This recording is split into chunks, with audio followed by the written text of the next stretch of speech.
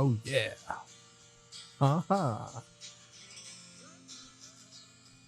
Hello everyone to another episode of Half a Clue Movie Review. And today we are going to discuss Lightyear, the new animated effort from Pixar Animation Studios, distributed by Walt Disney. This film is a spin-off of the historic Toy Story franchise.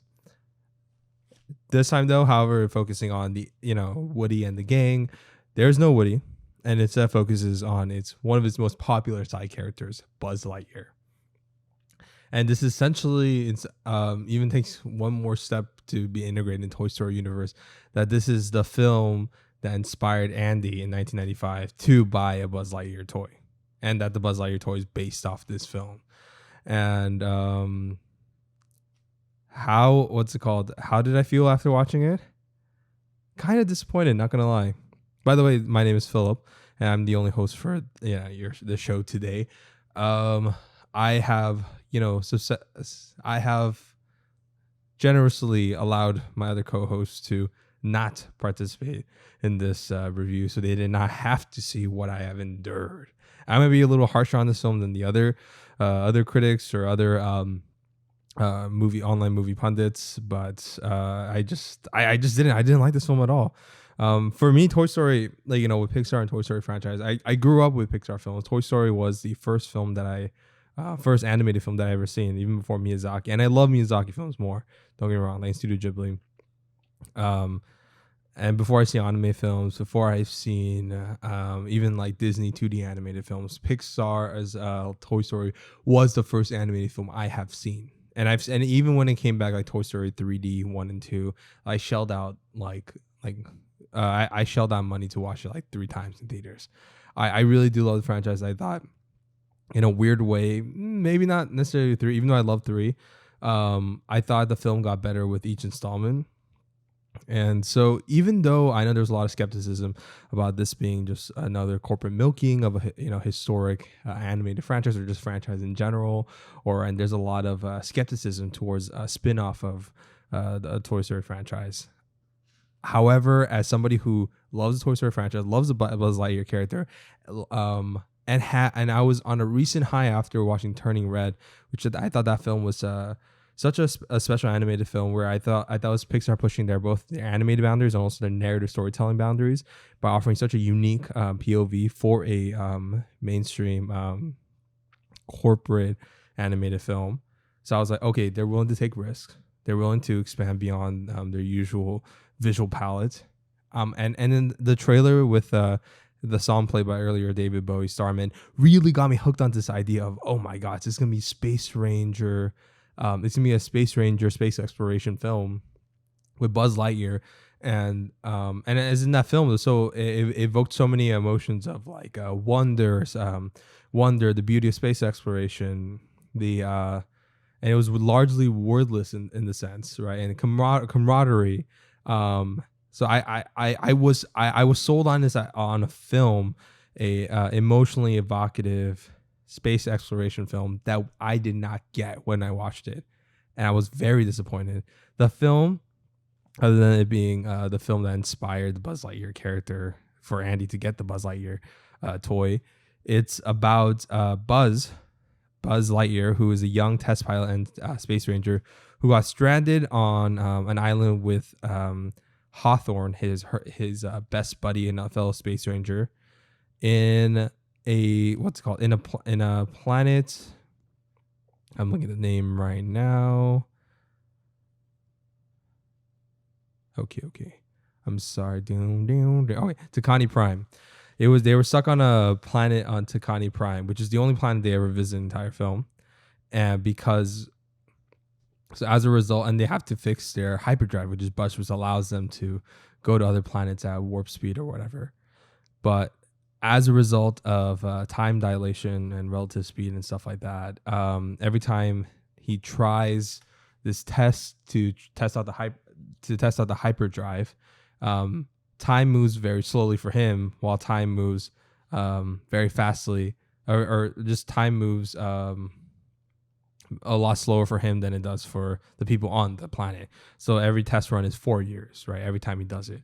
And he's driven by this obsession to right his wrong, because he believes he was in the wrong, from, and he's the reason why they're trapped there, which is kind of true, because, he could have asked for help when going up. But as a result, it's a very different movie than what at least we were led to believe. And if anything, their upcoming film, Strange Worlds, Disney's other animation studio, it seems more like what I wanted a Buzz Lightyear film to be, like more of a space exploration film. And they're stranded on one planet. He rarely goes into space other than to do the tests or to get into. He doesn't even really travel to space to go to Zerg's ship. He just gets teleported there. And it's a very contained film. Expensive for a contained film. I'm not gonna lie, the animation is great, but I'm like, maybe we could have done better. I mean, maybe, I don't know, but just budget could have been done elsewhere to him to explore shit. Yeah, and so it took out what's interesting about that character, and wasted such a intriguing premise of, maybe they could have went into like kind of like what they did with Soul, where they had more existential or philosophical questions about like who we are, our purpose in this place, and maybe Buzz's journey and exploring these new places, new aliens. Oh, by the way, there's no speaking aliens in the film, by the way, which is, I think, such a waste. What the fuck? Okay, and new cultures and stuff like that maybe challenges people's ethnocentric point of views on different cultures and what is normal, right? In how culture is being examined, or even questions the debate of like, is exploration absolutely necessary, right? What benefit does it gain from one culture or one population exploring others, and potentially exploiting theirs, right? Is it truly for just research, and what's the point of the research, right? Just so many interesting things you could go with it, right? On top of that, visually it'd be so fucking cool to see like a bunch of fucking planets, and with different visual color palettes for each one, different designs, different place, and each exploring a different aspect of also maybe Buzz's point of view on character. So it's just, and also maybe just like an existential question of, what is maybe Buzz is purposeless or whatever, right? Like he feels he hasn't done enough, or he feels small in the universe. There's just so much I felt like was much more interesting than what we got now. And I felt like even maybe just like Buzz's there was better Buzz media before of the Buzz Lightyear canon, which was Buzz Lightyear Star Command: The Adventure Begins, which is the film that acts as a pilot to the television series. And also Buzz Lightyear Star Command, the actual anime TV series, which ran for like 62 episodes in October 2nd, 2000 to like January 13th, 2001. I mean, that just had that one. I liked that group of characters much more. I just thought it was more interesting, one, to look at visually on pure visual animated standpoint. And there was more diversity of like personalities in that one than we go in our group here. In like the animated TV series, we had what's it called, Princess Miranova, who is a Tangian Royal Space Ranger. She's also dealing with the fact that like she wants to be a space explorer, but then like obviously she's tied to her royal duties, and there's a conflict there. And then there you have XR, Robotic Space Ranger, who is essentially like their R2D2 that speaks, and he's like comic relief. And there's Booster Manchopper, who is kind of like their tank. Joe Adian, he's basically looks like a red dinosaur space ranger who idolizes Buzz Lightyear. And then they just also had like cool villains besides just Zerg. They had like NOS 4A2, Nosferatu, which is a robotic energy vampire. And they had a wirewolf space ranger. Like, it's just a lot of like cool different species and ideas and planets that they all went to in conflicts, and all centered around like a core group of characters that we come to know and love, and have their personalities bounce off each other in a entertaining way.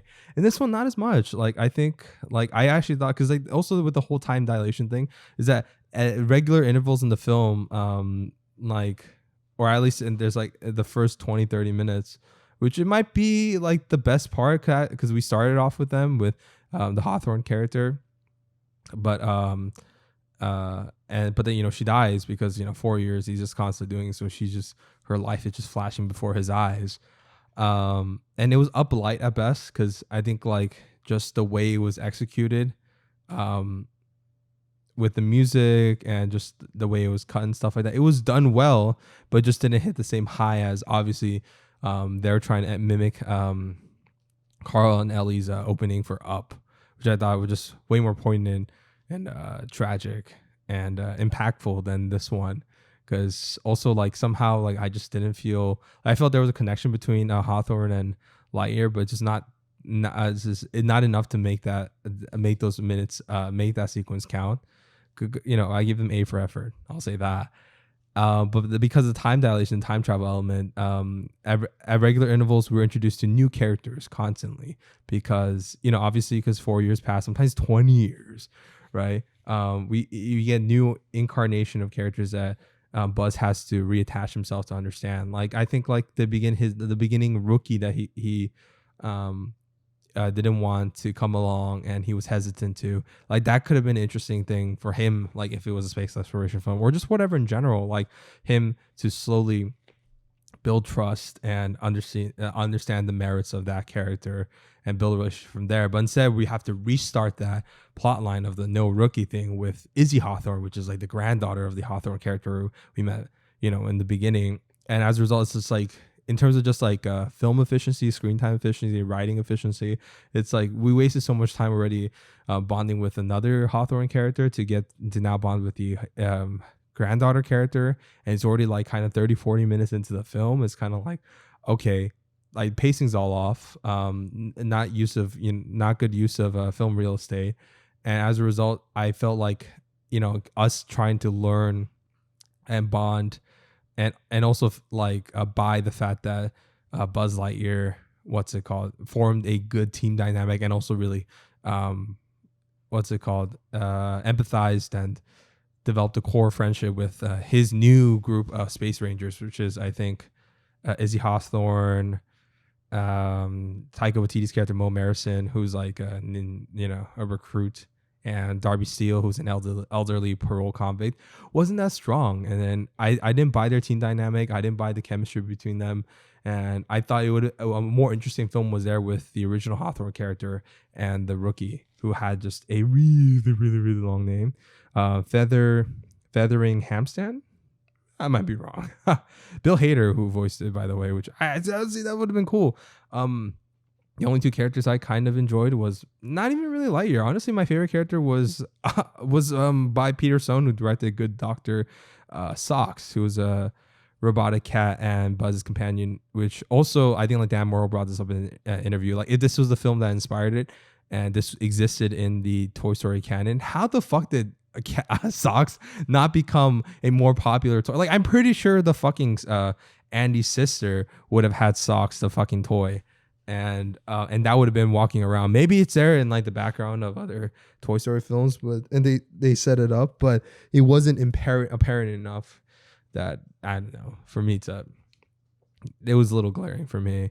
But other than that, I'm willing to set that aside because Peter Sohn's performance as Socks was just absolutely wonderful. He was the right amount of charming. He was charming, dry wit.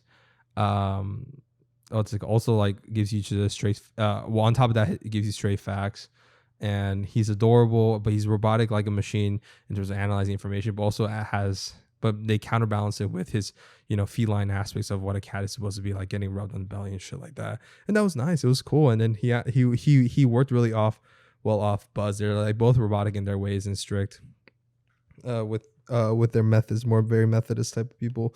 But it's but he he counterbalances by offering more comedic versions of what Buzz wants to do and stuff like that. It's like yes, I say Socks. If it really wasn't for Socks, I think would have been kind of really bored throughout the film. Yeah, so there's that in performances. So I think, and Chris Evans, I think he did a solid job of. He did make me buy that he was a younger version of Tim Allen. I still think they should have probably just got Tim Allen, honestly, but whatever. Since they're doing young Buzz Lightyear, I buy it. And honestly, Chris Evans I do buy the fact that he was a young Lightyear and stuff like that, and he does kind of emanate or emulate Tim Allen's vocal performance in the Toy Story franchise as Buzz Lightyear. So Keke Palmer as Izzy Hawthorne, I thought she was okay. whatever. Move on. I nothing special there. I didn't think like her range of emotion was that great either. And it was, I don't know, for I was like distracted. I was like, oh, that sounds like Kiki Palmer, and less more like a me just like having the vocal performance get into there. Same thing with Taika Waititi. He was good, but then once again I was so drawn to he has such a distinctive voice. I was more drawn to the fact that it was Taika Waititi voicing the character, but without me actually feeling like Taika Waititi was this character with his vocal performance. None of these characters were endearing, and as mentioned before, and I think the arcs were rushed. I think because of the fact of this time dilation aspect of like it's just like these characters are introduced so late that there wasn't as much time to give a emotionally satisfying arc, particularly with the Izzy Hawthorne character of she's kind of scared of space, and she learned mistakes, but at the end she overcomes her fears and stuff like that. But it's done with like half the runtime of of a regular Pixar film, so the impact was not even half. I think it was 1/4 of the regular impact. Right, they were given enough scenes to have that go back and forth, and there was not enough consequences given to her actions, because they all ended up being able to get to their final goal anyway. Like there's like not as much lasting consequences as I thought. Like kind of like even like Inside Out, where it's like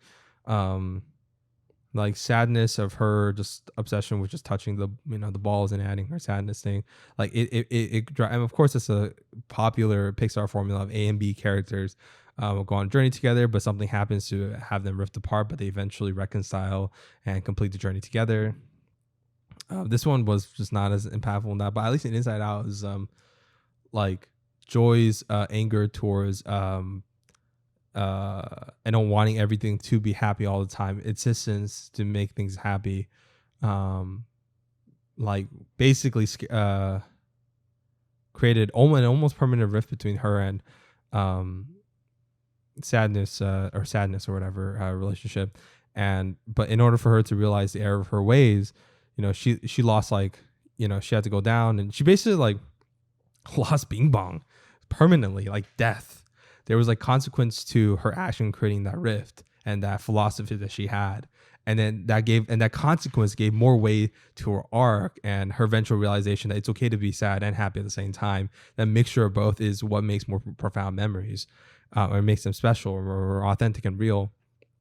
And this one, not as much, because everything was just really fucking rushed, and I didn't feel that emotion, because also I didn't feel the strong connection between the characters.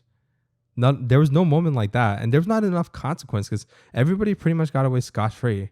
No one, like, it's like very little consequence of things happen here. Even like the villain doesn't die, and also the twist of villain being Zurg being Buzz from an alternate future who went back in time, I think was all right. At first I thought it was kind of cool. It was spoiled for me before, sadly, but I thought it was kind of cool at first, but then again, like, those characters felt so different. Like, they looked the same, but they felt so different. And they're trying to say the point of like the years that he went through to subjugate himself to this obsession was eating him away, which once again didn't really get to see. He just said it verbally, but then maybe to have like a visual sequence of just him, just, I don't know, like what's it, him just like kind of like what happened with Buddy and so once again, I'm just prepared. I'm like using it, but it's fair because this is their previous work, and they have these things to reference. When like Buddy and Incredibles became I think Mr. Nemesis or something. I might be getting that wrong. I'm so sorry, Pixar fans, for Incredibles. And him transitioning from sidekick to is it Sinestro? Fuck, no, it's not Sinestro. Syndrome. I might be getting it wrong. It's Syndrome, right? From Buddy to Syndrome. That sequence of like, him ripping down the posters and just being turned away, and it's just, and it for me that just worked so well. But in this one, not as much, like, because I never got to see that emotional moment where Buzz was I don't know, in anguish over what happened, and like even more into like the obsession and how like it broke down his character. And he just found robots and stuff like that. Like, we could have seen him making the robots, getting sweatier, and even if he's tying or to detrimental his health, he just was going at it, looking a little bit more like a madman or something. Like that you need to sell the emotions of that, and I don't think they did visually. And also, so I didn't buy that fact. And also on top of that, he just kills like Socks, who's been his companion for basically his like is half of his life, just like that, or a traitor, or at least not even like I was surprised that he didn't. There was even a moment where he like grabbed Socks and just asked him why, and then he paused and hesitated before killing him. And that for me, even that would have sold me that these two are the same characters because they both have a strong endearing relationship with Socks, right? But because of his obsession with correcting the past, then that warped him, right? But then there's still hints of that original Buzz there. But if not, it's just like he just looks like Buzz, and he's basically just a cartoony villain, mirror villain, stuff like that. And it wasn't interesting. It was very unsatisfying for me. It's just like it's weird. Pixar just is up to such a higher standard than this. And this had a $200 million budget, and I really think Turning Red should have been the film that had been in theaters instead of this. I'm really sad. I really wanted to love this film. I really, really, really wish this was a home run for Pixar, but unfortunately it wasn't. Yeah, gosh. Well, I'll say this: it was at least the film was beautifully animated, and I think the lighting expert, I wrote down the credits because I wanted to give him. Okay, Jeremy Lasky, who did for camera cinematography and framing, and Ian McGibbon, who was in charge of lighting for this film. They're like the MVPs of this film. They did fucking fantastic. They made the film so much better than it has any right to, because I was like, it's anytime like he went to warp speed or anything like that, I was like, okay, this looks fucking amazing. And the action scenes were very clear, what's it called, intelligible. Like I could see I could see what's going on. That's like the basic notion of a lot of action sequences. You understand what's happening in the rhythm of it, and it's I give a lot of patience. And that also probably has to do with Angus MacLane, who was a co-director on Finding Dory, and he's the director of this film. He knew how to direct the action scenes very well. I'll say that. And the visual detail for the most part was pretty good for the most part. I think it was done really well in the look of it and very atmospheric. But I think definitely this probably needed a little bit more time in the kitchen for at least the writing aspect, and maybe questioning the original approach that they did. But ultimately, I was very dissatisfied. I didn't enjoy this film watching. I may be biased because I was such a huge fan of the Buzz Lightyear Star Command TV series or stuff like that, or even just like I just felt the film was lacking in so many different aspects that it kind of tempered my enjoyment of the film. So, all right. So as a result, my rating is gonna reflect this. It's significantly lower than I expected. All right. So let me just go straight into. Oh, I forgot. Before I even go to ratings, post credit scenes. There's like 3 of them. The bigger one, the only really big one to know is that Zurg is still alive. So they're setting up a sequel, which I don't think it's gonna get after the box office results, which is sad. I mean, unless the film continues to have legs and makes like $600, $700, $800 million, but I really don't want to see another one. I mean, if they do, maybe, I don't know. They would have to have alien characters. They would have to do space exploration. They would have to be a little bit more daring with the storytelling and the themes that approach the thematic material. If they do that, then I would be excited. I'll get. No, I don't know. We'll see. We'll see. I'm kind of iffy on a sequel. All right, final ratings. I give this film. This is sad for me to say. Gosh, it really did disappoint me. I would say bargain bin. This film is a bargain bin. Wah wah wah wah. Whatever. You guys watch the film. Let me know. Come with your own opinion. I'm willing to discuss this with you. Okay, not really. I'm not gonna you can come to my place and we're gonna discuss this film. That's not gonna happen. All right. Thank you guys. Have a good day and peace out. This is Half a Clue Movie Review. Follow us on Instagram and we will be seeing you next time. Bye-bye.